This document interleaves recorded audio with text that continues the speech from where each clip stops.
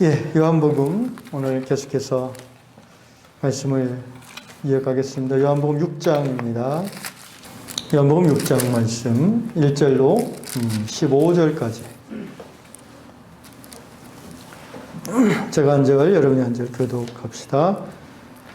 요한복음 6장 1절로 15절 말씀. 그 후에 예수께서 디베랴의 갈릴리 바다 건너편으로 가시매 큰 무리가 따르니 이는 병자들에게 행하시는 표적을 보았음이로라. 예수께서 산에 오르사 제자들과 함께 거기 앉으시니 마침 유대인의 명절이 유월절에 가까운지라. 예수께서 눈을 들어 큰 무리가 자기에게로 오는 것을 보시고 빌립에게 이르시되 우리가 어디서 떡을 사서 이 사람들을 먹이겠느냐 하시니 이렇게 말씀하시면 친히 어떻게 하실지를 아시고 빌립을 시험하고자 하심이라. 빌립이 대답하되 각 사람으로 조금씩 받게 할지라도 200데나리온이 떡이 부족하리이다.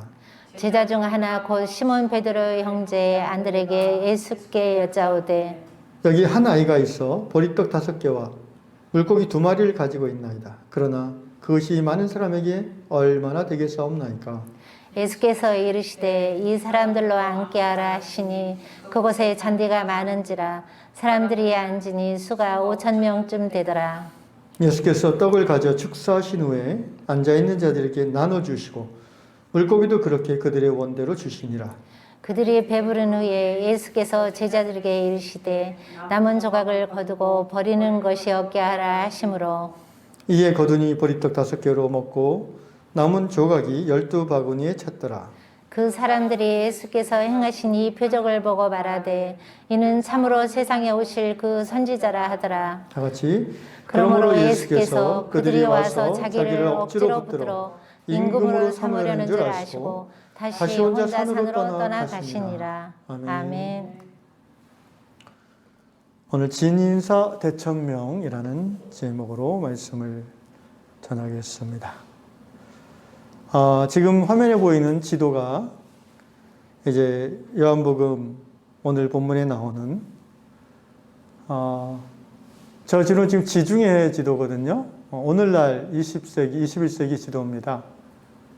지중해 여행을 가보신 분은 알겠는데 이렇게 스페인이 왼쪽에 있고요. 포르투갈, 그 다음에 옛날 로마라고 불렸던 이탈리아가 중간에 있고 오른쪽에 그리스가 있고요. 그 오른쪽에 터키가 있습니다. 그 터키 아래쪽으로 이스라엘이라고 보이십니까? 레바논 밑에. 네, 저곳이 바로 우리 성서 66권의 주무대가 되는 작은 지역입니다. 이제 두 번째 사진을 보여주시면 그 이스라엘 중에서도 보시면은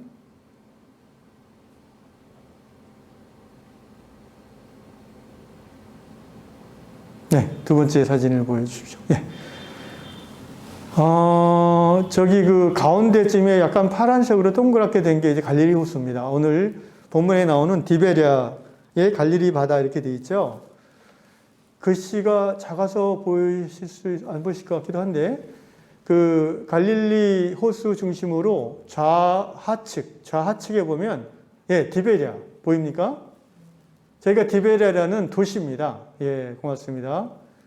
갈릴리 호수를 둘러싼 몇 개의 작은 도시가 있는데 저 중에 디베랴라는 도시는 독특합니다. 저 도시는 그 헤롯 안티파스라는 유대의 분봉왕, 저 지역을 다스리는 분봉왕이 로마의 황제 티베리우스에게 환심을 사기 위해 새로 축성한 도시예요, 저기는. 그래서 디베랴라는 말은 로마 황제 티베리우스라는 뜻입니다. 그러니까 티베리우스 황제에게 바쳐진 도시예요. 굉장히 아부하는 거죠. 그래서 갈릴리 호수에 있는 오래된 마을이 아니라 저 디베랴는 새로 신축된 신도시입니다. 저기서 갈릴리 바다 건너편으로 가신다는 말은 어딜까요? 그러니까 베세다 쪽으로 가시는 거죠. 예, 그런 세계 지도상에서 저기가 어디쯤 되고 또 이스라엘에서 저기가 어디쯤 되는지를 우리가 지금 살펴봤습니다. 자, 지역적으로는 그렇고요. 이제 2절이 보시니까 큰 무리가 따르니 이는 병자들에게 행하시는 표적을 보았음이니라. 또 5절에도 예수께서 눈을 들어 큰 무리가 자기가 오는 것을 보시고, 자, 무리라는 말이 나오죠. 3절에는 그 무리와 무리 2절과 5절 사이에 3절에 보니까 예수께서 산에 오르사 누구와 함께? 제자들과 함께. 이렇게. 이 무리와 제자는 복음서에서 늘 대조적으로 나오는 단어예요. 복음서에서 무리라는 말은 그렇게 호의적으로 쓰이지 않습니다. 약간의 좀 제자의 반대 어감으로 쓰이는 경우가 많아요. 사실 이 오병이어의 기적이라 일컬어지는 오늘 요한복음의 이 본문은 요한복음뿐 아니라 마태, 마가, 누가 사복음서에 다 나와요. 공이 나오고요. 마태복음 14장에 나오고요. 마가복음 6장에 나오고 누가복음 9장에 나옵니다. 그래서 이 마태, 마가, 누가의 이걸 병행 본문이라고 보통 표현하는데, 그러니까 마태, 마가, 누가, 요한에 겹쳐지는 내용들이 있어요. 마태, 마가, 누가는 굉장히 많고요. 요한은 마태, 마가, 누가와 겹쳐지지 않는 부분들이 좀 많아요. 어쨌든 이 이야기는 다 병행 본문을 갖고 있는 사복음서가 그런 내용입니다. 그래서 마태, 마가, 누가에 다 무리와 제자라는 단어가 함께 이 본문에 나옵니다. 이 무리들이 예수님을 따르는 이유가 뭘까요? 2절에 보니까 표적을 보았기 때문입니다. 표적이라는 단어 요한복음에서 익숙하죠. 요한복음에서는 기적이라는 말을 안 쓰고 주로 표적이라는 말을 많이 쓴다고 그랬죠. 복음서에서는요, 그 마태, 마가, 누가에서는 똑같은 이야기를 예수님의 그 기적 치유나 이런 이야기들을 헬라어로 드나미스라는 표현을 써서 우리말로 기적이라고 번역을 하는데 요한복음에서는 같은 내용을 세메이언이라고 해서 표적으로 번역을 했습니다. 이 차이점이 뭔지 지난번에 한번 말씀드렸는데 이제 나중에 또 나오니까 말씀드리겠습니다. 어쨌든 무리와 제자라고 했을 때 무리는 누군가? 누구를 주로 지칭하는가? 무리라는 표현은 둘 다 예수님을 따라요. 무리도 따르고 제자들도 따르는데 무리들은 보통 따르는 동기가 자기 이익입니다. 병자들을 고치는 표적을 보았다. 그리고 6장 15절에서도요. 오병이어의 기적이 끝난 후에 그러므로 예수께서 그들이 무리죠. 와서 자기를 억지로 붙들어 임금 삼으려는 줄 아시고. 여러분 왜 임금 삼으려고 할까요? 그 당시에 유대의 그 왕들도 있고 로마 총독도 있고 황제도 있는데 왜 이 무리들이 예수님을 임금 삼으려고 할까요? 예, 그것은 바로 예수님이야말로 이 경제 문제의 해결자임을 확신했기 때문에 그래요. 옛날에 우리가 지금 어디 안 좋은 데 좀 들어가 계신 대통령께서 계신데 그분이 서울시장도 하시고 대통령도 당선되셨을 때 그분을 찍은 가장 큰 이유가 뭐예요? 경제 문제를 해결해 줄 수 있을 거다라고 생각하고 하여튼 어느 나라, 어느 시대, 어느 나라건요 백성들은 통치자에게 이 먹는 문제, 경제 문제의 해결을 최우선적으로 원합니다. 오늘날도 마찬가지입니다. 그래서 예수님을 따르던 무리들은 오병이어의 기적, 여러분 그 오병, 떡 5개와 이어, 물고기 2마리가 5,000명을 먹이고도 12광주리가 남았어요. 이거는 뭐 배가가 아니라 그냥 수천 배 늘어나는 거잖아요. 예수님이라면은 몇백만 명도 먹일 수 있겠다라는 것을 본 거예요. 보고, 와, 저분은 우리의 왕으로 모시자. 그러면은 힘들게 농사 안 지고, 힘들게 장사 안 해도 어떻게 해요? 다 먹을 걸 주시겠다라는 거. 이처럼 무리라는 표현은 성경에서 항상 예수를 따르는데 자기의 이익을 챙기려고 따르는 사람들을 무리라고 그래요. 헬라어로 오클로스라는 단어를 쓰는데 그러니까 별로 이렇게 긍정적인 이미지는 아니에요. 반면에 똑같이 예수를 따르지만 이 마테테스라는 단어를 씁니다. 제자는 어떻게 다르냐? 사실 제자도 예수님 따르면서 자기 이익을 챙기고자 하는 마음이 전혀 없는 건 아니에요.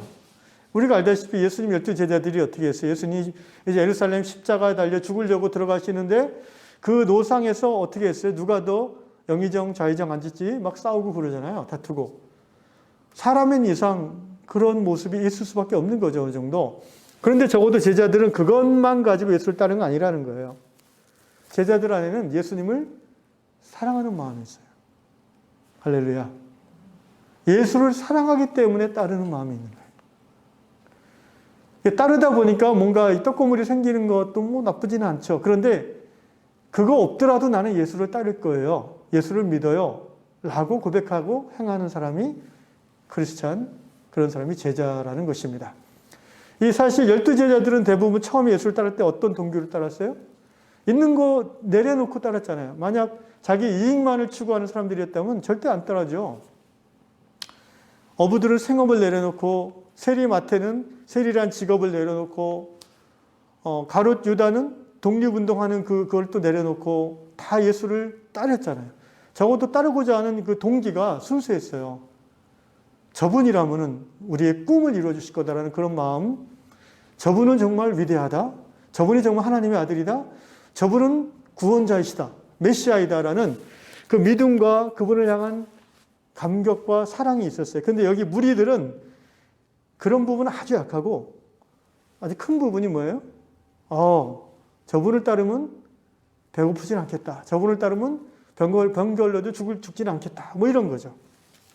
오늘 우리 교회에 열심히 신앙생활하는 많은 성도들 가운데 사실 우리 안에 이 무리적인 속성과 제자의 속성이 다 있다고 봅니다. 100% 나는 무리와 같지 않아요라고 감히 누가 자신할 수 있겠습니까? 100% 나는 제자 아니고 무리예요라고 하는 사람도 또 교회에 어떻게 있겠습니까? 중요한 것은 우리가 매 순간 제자됨을 선택하는 것입니다. 아멘. 무리로 흐르는 이 시대의 흐름과 세상의 흐름에 편승하지 않고 이익을 때로는 포기하고 때로는 손해를 보면서도 예수를 사랑하기 때문에, 예수님을 사랑하기 때문에 예수의 말씀을 순종하고 따르고자 하는 결단, 이것이야말로 제자됨의 아주 중요한 요소라고 볼 수 있겠습니다. 우리 이왕의 모든 성도들이 날마다 예수님의 제자 되기를 주의 이름으로 축원합니다. 두 번째로 이제 요한복음의 또 특징 중에 하나가 이제 6장 5절에 보시면, 자, 4절에 마침 유대인의 명절 유월절에 가까운지라, 어떤 시기를 의미하는, 시기를 뜻하는 그런 말씀을 사도 요한께서 이 행간에 툭 넣었어요. 지금 의도적으로 넣은 겁니다. 이거 꼭 이게 필요하지 않거든요. 근데 이걸 넣었다는 거는 이 다음에 나올 그 표적의 내용에 대한 그 힌트라고 볼 수도 있어요. 유월절은 뭐예요? 옛날 유대인의 조상들이 출애굽하는 그 절기가 유월절이잖아요. 그 패스오버. 그 유월절 후에 이들이 어떻게 됐어요? 광야로 나갔죠. 광야에 40년간 어떻게 했어요? 가나안 땅에 살 만한 훈련을 받았죠. 여러분, 광야 훈련의 핵심 내용이 뭐예요? 날마다 하나님 주시는 만나로 먹고 사는 거죠. 하나님이 공급하시는 것으로만 먹을 수밖에 없고 살 수밖에 없고, 그게 광야 훈련이에요. 여러분, 광야 훈련의 목적은 하나님만 의지하는 신앙의 훈련입니다. 어떻게 보면 고린도 후서에서 사도 바울께서 이 광야를 가리켜서 광야 교회라고 표현하셨어요. 이 출애굽한 이스라엘 백성들이 홍해를 건너는 것을 뭐라고 표현했냐면, 고린도후서를 보면은 홍해 바다에서 세례 받았다라고 했어요. 무슨 말입니까? 출애굽기에 나오는 이스라엘의 출애굽 사건은, 그리고 광야 사건은요, 오늘 우리 시대에 우리 성도들의 신앙의 스토리를 말하는 거예요. 출애굽했죠. 우리도 애굽은 세상을 말하잖아요, 성경에서. 우리도 예수의 은총으로 십자가 복음을 힘입어 세상에서 벗어나서, 죄와 사망에서 벗어나서 교회로 들어왔어요. 교회에서 우리도 훈련을 받죠. 신앙 훈련을 받죠. 신앙 훈련의 핵심이 뭐예요? 중심이 뭐예요? 하나님만 의지하고 사는 거예요. 아멘. 하나님만 믿고 사는 거예요. 하나님이 공급하시는 것으로만 사는 훈련이에요. 그러고 나서 우리가 교회 생활 다 끝나면 어디로 가? 이제 천국으로 가죠. 가나안 땅이죠. 가나안 땅은 천국의 옆이잖아요.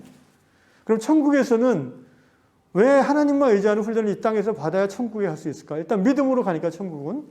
그리고 또 하나는 제 생각에 하나님만 의지하는 그 믿음이 없으면 천국은 재미없을 것 같아요. 지루할 것 같아요. 하나님만 바라보고 하나님만 사랑하고 하나님만 믿고 따라가는 그 훈련을 아주 제대로 받은 성도들이 천국 가서 하나님을 만나는 그 큰 감격과 기쁨 속에서 천국 생활을 누릴 수 있기 때문에 그렇게 훈련하지 않나라는 생각을 해봅니다. 자, 그래서 광야에서 하나님께서 생명의 떡을 내려주시는 그 유월절에 대한 언급을 살짝 하면서 이후에 일어날 표적의 내용이 먹는 생명의 떡을 예수님이 만들어내는 그에 대한 것이라고 이제 힌트를 준다고 봅니다. 이제 5절에 보니까 예수께서 빌립에게 12제자 중에 한 분인 빌립에게 시험 문제를 내십니다. 갑자기. 예수님이 물어보십니다. 우리가 어디서 떡을 사서 이 사람들을 먹이겠느냐? 이 같은 내용이 있는 마태, 마가, 누가에도 있다고 그랬죠. 거기 공관복음서에 보면은 공관복음서에 이런 표현이 많이 나와요. 이 이야기에서 빈들에, 그러니까 이들이 지금 있는 곳이 벳세다 들판이라고 이제 빈들이에요. 빈들이라는 거는 뭐예요? 뭐 먹을 거 사 먹을 가게나 마을이 없어요. 그다음에 이들이 목자 없는 양같이 불쌍히 여기셨다. 이런 표현이 마태, 마가, 누가에 많이 나와요. 그러니까 마태, 마가, 누가에 나오는 오병이어 기적은 사람들의 필요를 기꺼이 채워주시는 하나님의 사랑, 예수 그리스도의 사랑에 포커싱 되어서 그 기사가 나오는 거예요. 그런데 오늘 요한의 기록에는, 사도 요한의 기록에는 사람들에 대한 얘기는 아예 쓰지도 않아요. 그냥 무리라고만 간단히 표현하고 10절에 보면 한 5,000명 된다 이 정도로만 표현해요. 예수께서 그들에게 왜 오병이어의 기적을 베풀어 주시는지에 대한 이유를 얘기하지 않아요. 마태복음에서는 그 이유가 예수님이 그들을 불쌍히 여기시기 때문에 하루 종일 굶으면서 예수를 따라오고 말씀을 들은 사람들인데 이제 또 알아서 밥 먹으러 가라라고 얘기하기가 너무 마음이 민망하셔서 이제 그들을 먹이셨다는 거에 그러니까 사랑의 예수님의 포커스를 맞추지만 이 요한복음에서는요. 요한복음의 기록 목적이 뭐예요? 요한복음 20장 31절에 우리가 알 수 있죠. 예수께서 제자들 앞에서 이 책에 기록되지 아니한 다른 표적도 많이 행하셨으나 31절 요한복음 20장 31절 오직 이것을 기록하면 너희로 예수께서 하나님의 아들 그리스도이심을 믿게 하려 하며 또 너희로 믿고 그 이름을 힘입어 생명을 얻게 하려 함이니라. 요한복음 사도 요한께서 요한복음을 기록하고 이 표적들을 기록한 이유는 예수가 누구인가에 포커싱하는 거예요. 지금 사람들의 필요를 채우는 하나님의 사랑에 이 포커싱하는 게 아니고 사도 요한은 요한복음을 기록한 핵심되는 이유는 예수님이 누군가, 예수님은 하나님의 아들이고 예수님은 그리스도이다라는 것을, 그래서 사람들이 그걸 읽고 예수를 믿어서 영생을 얻게 하려고 이 말씀을 기록했다는 겁니다. 자, 표적과 기적의 차이를 몇 번 말씀드렸죠. 기적은 뭐예요? 그 기적이 일어나서 사람들이 그 기적의 수혜자가 되고 그 기적을 통해서 마음이 열리고 이익을 얻는 거죠. 그런데 표적이라고 했을 때는 어떤 경우가 기적 중에서 표적이냐면은 그 기적을 경험한 사람들이 기적 자체에 머물러 있지 않고 예수, 그 기적을 베풀어 주신 그분이 누구인가에 이 포커싱이 될 때 이걸 표적이라고 하는 거예요. 그분이 누구인가? 안진병이를 일으키는 그분은 누구인가? 죽은 자를 살리는 그분은 누구인가? 오병이어로 5,000명을 먹이고 12광지를 남기게 하신 그 사람이 누구냐? 예수다. 그 예수가 누군데? 하나님의 아들 구원자이시다. 모든 기적을 경험한 사람에게 유익을 주고 또 마음을 열리게 하지만 모든 기적이 표적은 아니라는 거예요.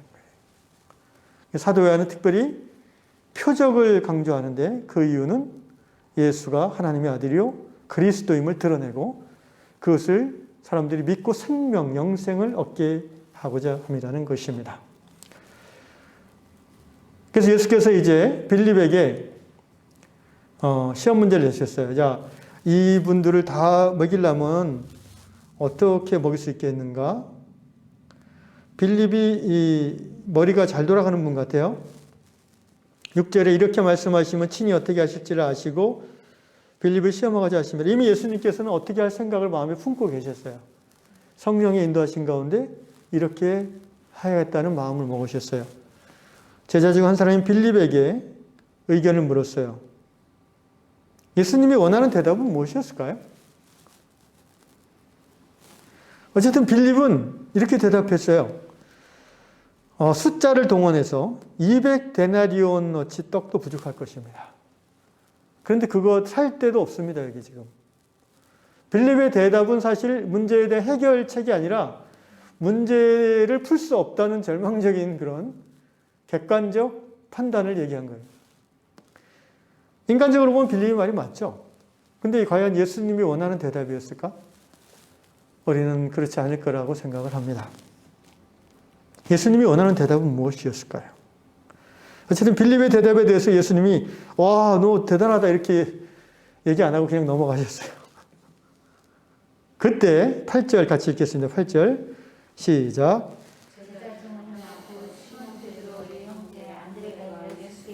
네, 역시 12제자 중에 한 분인 안드레 사도가 안드레가 예수님께 와가지고는 9절 읽어보세요. 시작. 여기 한 아이가 있어 보리떡 5개와 물고기 2마리를 가지고 있나이다.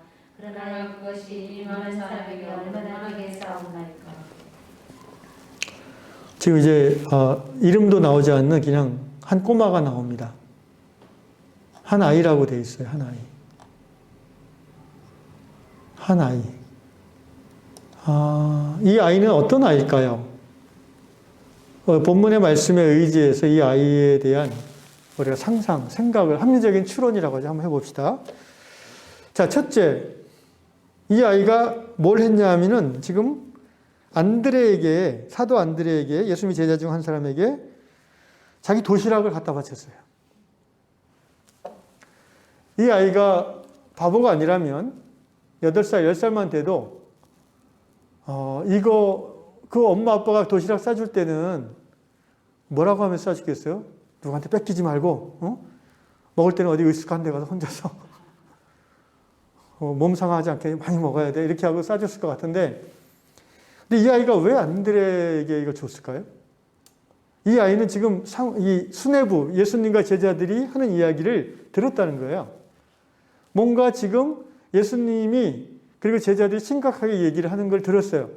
뭔가 문제가 있어요. 그 문제가 뭔가 살짝 들어보니까 어린아이가 보기에도 먹는 문제예요. 이 5,000명 넘는 사람들 어떻게 다 먹일까? 빌립아, 너는 어떻게 하면 먹을 수 있겠느냐? 빌립 사도가 얘기하는 걸 들으니까 완 데나리온은 노동자 하루 품삯이잖아요. 요새 이제 농촌의 노동자 하루 품삯을 5만 원을 잡으면은 200데나리온은 얼마예요? 200일치 곱하기 5만 원 하면은 1,000만 원. 1,000만 원어치 빵을 사도 부족합니다. 문제는 살 데도 없습니다. 그러니까 아이가 듣기에 이 빌립이라는 제자분은 예수님에게 부정적인 대답을 했어요. 아이는 근데 그 얘기를 듣고 왜 자기 도시락을 아이도 배고플 거 아니에요 지금. 그리고 이거 없어지면은 자기는 또 이제 하루 종일 굶어야 돼요. 근데 이거를 준다는 거는 여러분 쉬운 게 아니잖아요. 우리 어른이라도 더 숨겨놓지, 더 꽁꽁 숨겨놓을 거 아니겠어요? 지금 우리가 배가 안 고파서 그런데 한 이틀만 굶어봐요. 도시락 어디 하나 꼽쳐 놓은 거 있으면은 절대 안 가르쳐 주려고 하죠. 그런데 이 아이가, 적어도 아이라고 보니까 한 10살 내외라고 보는데 왜 그걸 안드레에게 줬을까? 안드레가 좋아서? 그건 아니겠죠. 예수님. 이 아이는 예수님을 좋아하는 것 같아요. 예수님이 뭔가 문제를 해결해야 되는데 자기가 어떻게 해결 방법은 자기는 모르지만 예수님을 좀 도와주고 싶은 마음이 있는 거예요. 이게. 근데 그 마음이 굉장히 크지 않겠어요? 유일한 식량 도시락을 내어놓을 정도면은 이 순간 이 아이가 가진 전부예요. 그게 사실은. 그죠? 이 가난한 백성의 아이가 뭘 더 갖고 있겠어요? 보리떡은요, 그 당시 이 밀가루 떡이 아니라 보리떡이에요. 굉장히 거친 음식이죠. 서민들의 음식이에요. 그리고 물고기 2마리. 아이가 한 끼 먹어도 겨우 배부를 만한 정도의 양이에요. 그거를 예수님이 이 문제를 해결함에 있어서 내 거라도 좀 드리고 싶다라는 마음으로 예수님에게 감히 먼저 이게 드리지는 못하고 한 사람 제자 거쳐서 이제 하는 거예요. 아이는 그런 마음으로 자기의 도시락을 안드레에게 줬습니다. 그런데 안드레는 그 도시락만 받고 그 마음은 받지 못한 것 같아요. 뭐라고 했어요, 예수님에게? 그거 딱 보여주면서, 이거 가지고 누구 코에 붙이겠습니까? 이렇게. 이거 가지고 누구 코에 붙이겠습니까? 이 꼬마가 이거 줬는데 참 웃기죠, 예수님? 뭐 이런 식으로 얘기했어요. 근데 예수님은 다르게 봤죠. 아마 여기 나오지는 않지만 예수님이 그 꼬마를 주목해 봤을 것 같아요. 그리고 평소에 복음서에서 예수님이 아이를 대하는 태도 있잖아요. 환하게 웃으시고, 어떻게 보면 꼬마 일로 와봐 해가지고 한번 안아주시고, 머리를 쓰다듬어 주시고, 네 정성이 참 고맙다. 내가 이걸 잘 쓸게. 고마워. 이렇게 하셨을 것 같아요. 그리고 예수께서 어떻게 했습니까? 그 도시락을 들고 제자들에게, 사람들을 이렇게 마가복음에 보면요. 50명씩 간치라는 말이 나와요. 5,000명이면 50명씩 몇 그룹이에요? 100그룹을. 여기가 지금 잔디밭이에요. 이 잔디란 말이 나오죠. 10절에. 예수께서 이르시되 이 사람들로 앉게 하라 하시니 그곳에 잔디가 많은지라. 사람들이 앉으니 수가 5,000명쯤 되더라. 자, 잔디하면 시편의 23편이 생각나지 않아요? 여호와는 나의 목자시니 내게 부족함이 없으리로다. 그가 나를 푸른 초장에. 지금 이제 사람들이 지치고 배고파서 이 들판에서 쓰러지나 보다 하고 막 힘들어하는 상황에서 갑자기 분위기가 이제 피크닉 분위기로 바뀌는 거예요, 이제. 푸른 초장으로 바뀌는 거예요. 왜? 예수님이 계시기 때문에. 그리고 한 아이의 지극한 예수님을 향한 사랑이 드러났기 때문에. 예수님이 그걸 받으셔서 11절 축사하시니, 축사한다는 말은 이제 뭐 귀신 쫓는 게 아니고요. Thank you. 하나님께 감사 기도 드리는 것을 축사라고 표현합니다.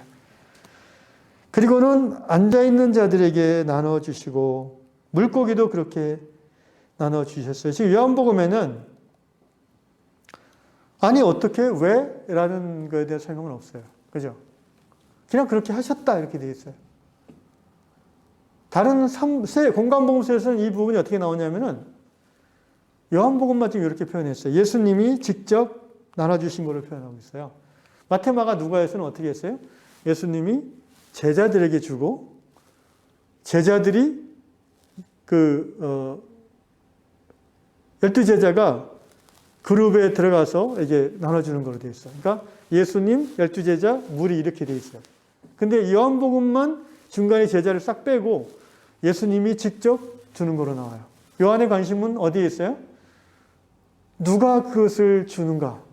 그것을 주는 그는 누구인가? 항상 여기 있다고 그랬죠. 기적을 베풀고 생명을 살리는 그분이 누구인가? 생명의 양식을 우리에게 주는 그분은 하나님의 아들이시다. 여기에 항상 요한은 관심이 있는 거예요. 이게 어떻게 해서 이게 멀티플라이, 이렇게, 뭐라고 하죠? 증폭이 됐을까요? 일종의 물질 증폭이잖아요. 이거는 아마 인간의 과학으로는 영원히 쉽지 않을 것 같은데, 제 예상이, 그죠? 모르겠습니다. 제가 재료 공학자가 아니라서 그런데, 물리학자가. 이거 개발하면은 정말 그거 아니에요? 온 지구의 식량 문제, 근데 그래도 식량 문제 없어지지 않아요. 왜 그런지 아세요? 이거 개발하면 이것도 특허로 50년 묶어둘 거예요, 이거를. 그리고 또 이거 개발하면 대기업에서 또 가져갈 수도 있어요. 외국 기업에서 뺏어갈 수도 있고요. 하여튼 옛날 대천의 신부님이 말씀하신 게 기억나네요.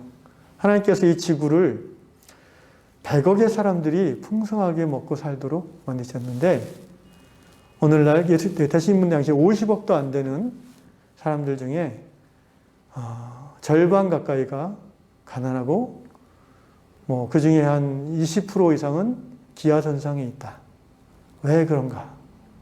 대신부님, 그리고 모든 학자들의 공통의 의견은, 지구 땅이 부족해서가 아니고 식량이 부족해서가 아니에요. 나누지 않아서 그래요. 한 사람이 너무 많이 먹어서 그래요. 한 사람이 너무 많이 가져서 그래요. 그래서 아무리 문명이 발달하고 과학이 발달하고 이 예수님처럼 이 식량을 막 그 무한 증폭시키는 기술이 발명된다 할지라도 제 생각은 인류의 식량 문제는 해결하지 못할 겁니다. 오직 창조의 하나님이신 그분이 역사의 심판자로서 이 땅에 다시 오실 때에 이 지구상의 모든 죄로 말미암아 생겨진 고통과 가난과 억압과 눈물은 씻어질 줄로 믿습니다. 오늘 예수께서 오병이어로 5,000명을 먹이시고도 12광지를 남기셨던 그 풍성함처럼 말입니다. 뭐 어떻게 하셨을까? 뭐 여러 가지 뭐 가설들이 있어요. 근데 이제 중요한 거는 오늘은 시간이 없어서 그런 얘기 안 했고 중요한 거는 예수님이 했다는 거예요. 누구의 도움으로? 작은 아이의 도움으로. 예수님을 정말 사랑하기 때문에 가까이서 따라하는 12제자들은 100% 이거 불가능합니다. 1,000,000원어치도 안 돼요. 살 데도 없네요. 다들 부정적으로. 제가 아까 질문 드렸죠. 예수님이 빌립이 원하는 대답이 무엇이었을까요? 예수님이 빌립아, 어디서 우리가 떡을 사서 이 5,000명을 먹일 수 있겠느냐? 예수님이 사서 먹일 수 있겠냐고 질문했어요. 빌립이 1,000,000원어치 사도 부족합니다. 그리고 살 데도 없을 것 같아요. 그러나 예수님이 원하는 대답이 이거 같아요. 그러나 주님이 계시며 여기 계시기에 하실 수 있음을 믿습니다. 만약에 빌립이 이렇게 얘기했다면 예수님이 베드로처럼 칭찬했을 것 같아. 빌립아, 내가 복이 있도다. 뭐 이렇게 하실 수 있을 것 같은데 빌립은 이게 머리는 똑똑했는데 예수님에 대한 전폭적 신뢰는 없는 거죠. 근데 어린아이도 예수가 이 문제를 해결할 거라는 확신은 없었을 거예요. 그러나 저도 이 어린아이는 예수님을 돕고 싶은 마음이 있었다는 거예요. 그 마음이 얼마큼 컸냐 하면은 자기가 가진 전부를 내어놓을 수 있을 정도로 컸어요. 저는 오늘 이 말씀이 가슴에 깊이 들어왔습니다. 묵상하면서 오늘 우리 요양공동체가 주님의 교회로서 완벽한 교회입니까? 이 지구상의 지상교회, 소위 The Visible Church, 가시적 교회의 완벽한 교회는 없어요. 그 교회의 머리 대신 예수님은 완전하시지만 그 교회를 이루는 우리 사람들은 의인이면서 또한 죄인인 사람들이기 때문에 연약하기 때문에 문제가 있을 수 있어요. 저는 이 말씀을 오늘 수요일 예배 때 이 말씀을 묵상하면서 오늘 우리의 문제는 무엇인가를 생각해 보게 됩니다. 요양교회의 문제는 무엇일까? 우리는 과연 그 문제를 해결할 수 있다고 생각하고 그 방향으로 가고 있는가? 아니면은 빌립처럼 주님 뭐 이렇게 하면 될 것 같은데 그거 어떻게 되겠어요? 예를 들면 우리 요양교회는 지금 청년들이 없습니다. 안 나옵니다. 코로나 때문이기도 하고 30대, 40대 가정이 하나도 없습니다. 목사님, 우리 요양교회 문제가 이거예요. 우리 이걸 해결해야 되는데 어떻게 되겠어요? 여러분, 이거 해결할 수 있다고 믿습니까? 지금 코로나 끝나고 다 모이면 한번 그 토론회를 갖고 싶어요. 어떻게 해결할 것인가, 이 문제를. 아마 많은 분들이 빌립처럼 얘기하면 어떡하나 걱정되네요. 이렇게 머리는 막 돌아가는데 오늘 이 말씀을 우리 요양 성도들에게 주님께서 주시는 이유는 뭘까요? 빌립이 아니라 안드레가 아니라 12제자가 아니라 이 아이의 믿음을 본받기를 원하셔서 이 밤에 오늘 본문을 주시는 줄로 믿습니다.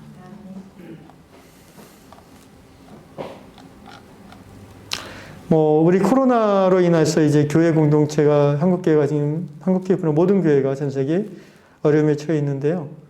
코로나 종식 후에 출석 교인이 감소할 것 같다고 생각하는 목회자가 60% 정도 됩니다. 거의 조사해 보니까.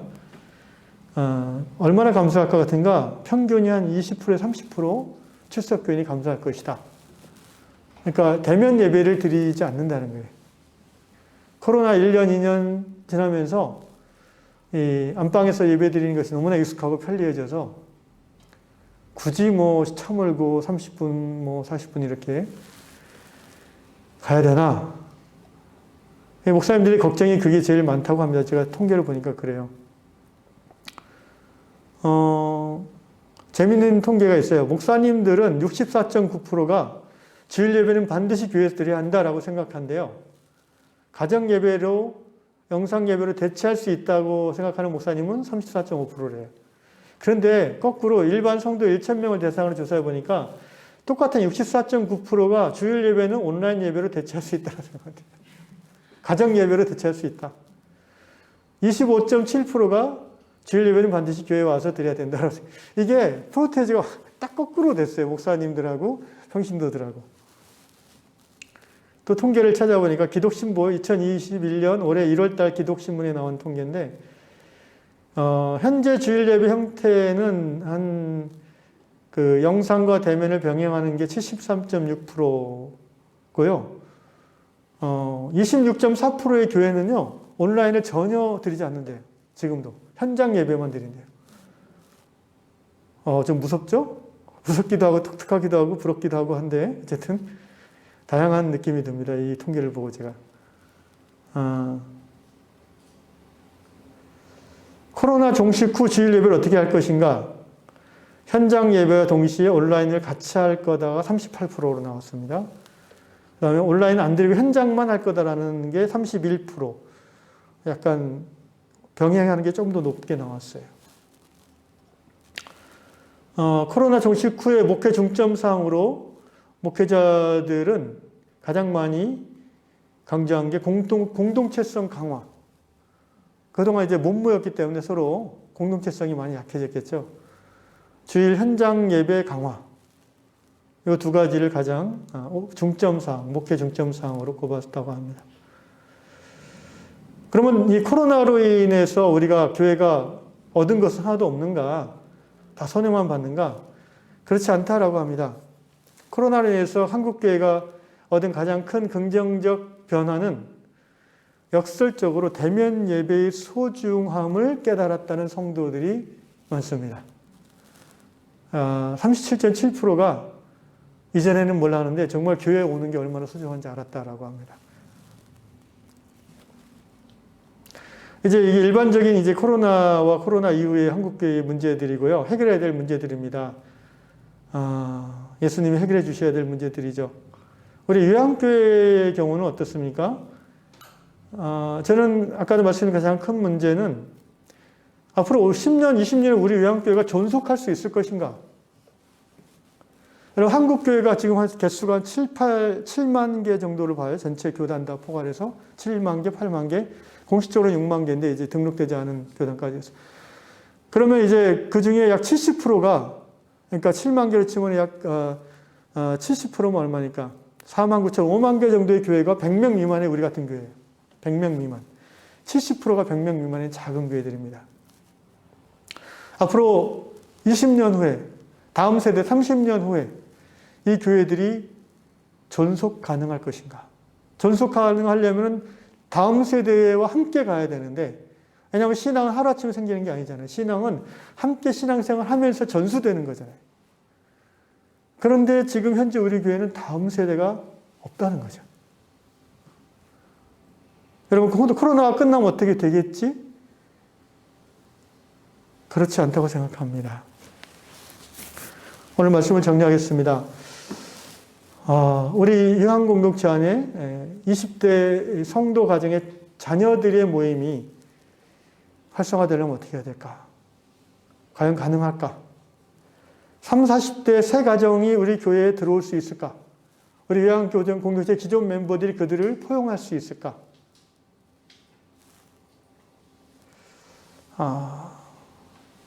모르겠습니다.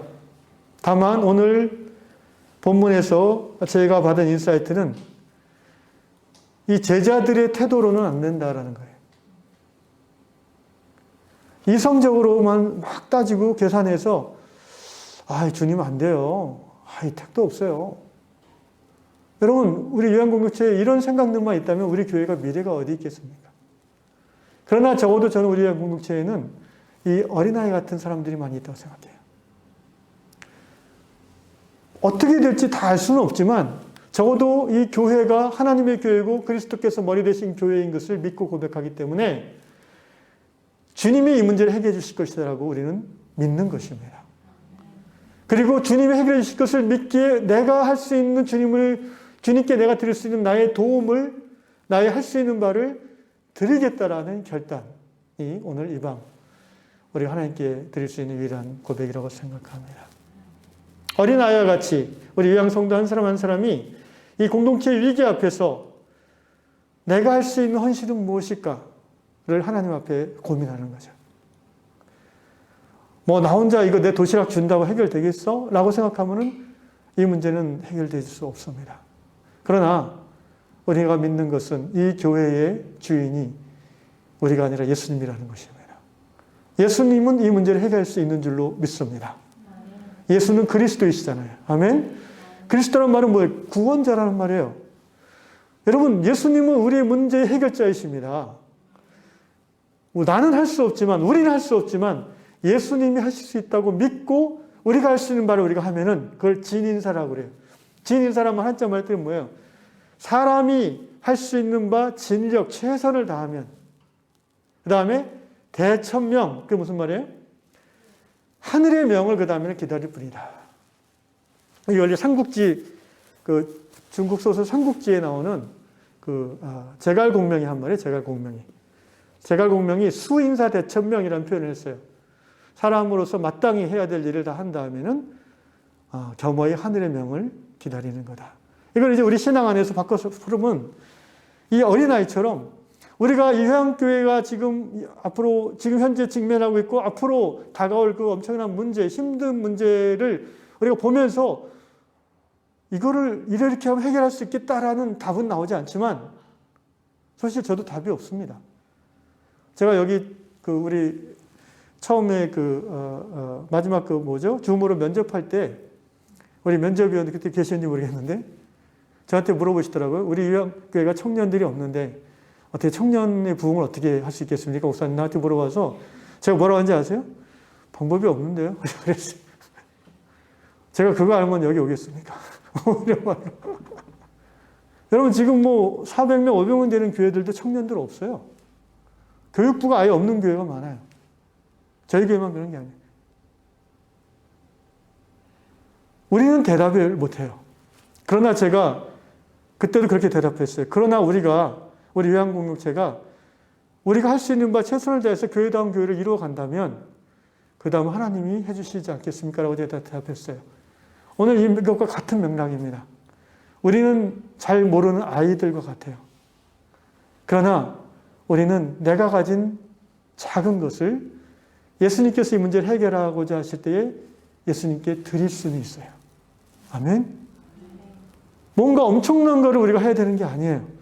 우리 성도 한 분 한 분이 이 어린아이 같은 마음, 예수님을 사랑하는 마음이 있잖아요, 우리가. 아멘. 예수님 사랑하는 마음, 예수님께서 우리 교회 문제를 해결하심에 있어서 나는 잘 모르지만 이것이 필요할 것 같아. 그래, 주님 제가 이거는 할 수 있습니다. 라고 그걸 드리는 거죠. 내가 드리고, 내가 드리고, 우리가 드리고, 장로님이 드리고, 권사님이 드리고, 집사님이 드리면은 예수님께서 그 모든 것을 받으셔서 당신의 교회를 아름답게 바꿔나가실 줄로 믿습니다. 진인사 대 예수명.